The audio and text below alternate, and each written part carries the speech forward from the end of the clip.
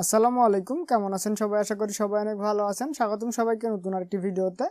অনেক সময় বিভিন্ন ধরনের সফটওয়্যার ওপেন করার সময় এই ধরনের এরর দেখায়। এই ধরনের এরর কীভাবে সলভ করবেন তাই দেখাবো আজকের এই ভিডিওতে। তো চলুন কথা না বাড়িয়ে ভিডিওটি শুরু করি। তো প্রথমে এটি ওকে করে দিবেন। ওকে, দেন যে কোনো একটি ব্রাউজার ওপেন করবেন।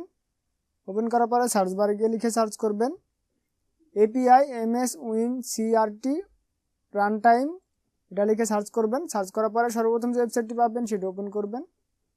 ওপেন করার পরে এমন একটি ইন্টারফেস দেখতে পাবেন, একটু নিচের দিকে যাবেন, দেন এখানে দেখতে পাবেন ডাউনলোড, এখানে ক্লিক দিয়ে দিবেন।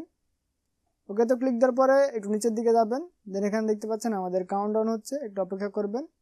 ওকে, তো দেখতে পাচ্ছেন আমাদের ডাউনলোড কমপ্লিট, এখানে অ্যারো বাটনে ক্লিক দিবেন, দেন এখান থেকে শো ইন ফোল্ডারে ক্লিক দিবেন। ওকে, দেন এখানে দেখতে পাচ্ছেন একটি জিপ ফাইল আছে, এটি আনজিপ করতে হবে। আনজিপ করার জন্য যে কোনো আনজিপার ইউজ করতে পারেন, আমরা উইন্ডোজ সফটওয়্যারটি ব্যবহার করছি। ওকে, তো আনজিপ করার জন্য রাইট বাটনে ক্লিক দিবেন, ক্লিক দেওয়ার পরে এক্সট্রাক্ট ফাইলে ক্লিক দিয়ে দিবেন। ওকে, দেন এমন একটি ইন্টারফেস দেখতে পাবেন, এখান থেকে ওকে বাটনে ক্লিক দিয়ে দিবেন।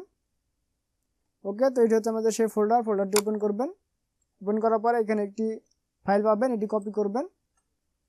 ওকে, তো কপি করার পরে আপনাদের যে অ্যাপ্লিকেশনটি ওপেন করতে চান সেখানে ডাবল ক্লিক দিবেন, অথবা রাইট বাটনে ক্লিক দেওয়ার পরে ওপেন ফাইল লোকেশন এখানে ক্লিক দিবেন। ক্লিক দেওয়ার পরে এখানে সেটি পেস্ট করে দিবেন। ওকে, দেন এখানে কন্টিনিউ বাটনে ক্লিক দিয়ে দিবেন। ওকে, দেন পিসিটি একবার রেস্টার্ট করবেন, করার পরে এটি ওপেন করবেন, দেখবেন এটি ওপেন হবে। তো আশা করি আপনারা বুঝতে পেরেছেন। তো আজকের ভিডিও পর্যন্ত, দেখাবে পরবর্তী ভিডিওতে নতুন একটি টপিক নিয়ে। সে পর্যন্ত সবাই সুস্থ থাকবেন, ভালো থাকবেন। আল্লাহ হাফেজ।